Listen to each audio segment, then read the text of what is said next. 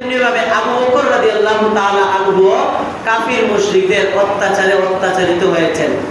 আবু বকর রাদিয়াল্লাহু তাআলা আনহু যখন রাসূলকে মেনে, রাসূলের অনুকরণ মেনে চলতে লাগলেন, তখন মক্কার কাফির মুশরিকেরা আবু বকর রাদিয়াল্লাহু তাআলা আনহুর আচরণ চলাফেরা দেখে মক্কার কাফিররা প্রশংসা করত যে আবু বকর রাদিয়াল্লাহু তাআলা আনহুর মতো সৎ ব্যক্তি আমাদের মক্কা শহরে আর দ্বিতীয় কেউ নাই।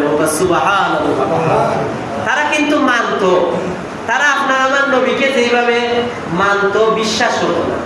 তারা ঠিক তেমনি সাহাবীদেরকেও সত্যের পথের প্রতীক, তারা সত্যের পথে আছে, হকের পথে আছে। কাফিররা মুশরিকরা অনেকে এটা মানত, বলতো, প্রশংসা করত যে তারাই ঠিক। কিন্তু দেব দেবীর পূজা, দেব দেবী পিতামাতার, তাদের পূর্বপুরুষের ইজ্জতের লস হবে, ইজ্জতের ঘাটতি হবে, এই ভেবে তারা দ্বীনের পথে আসে নাই। রাসূলের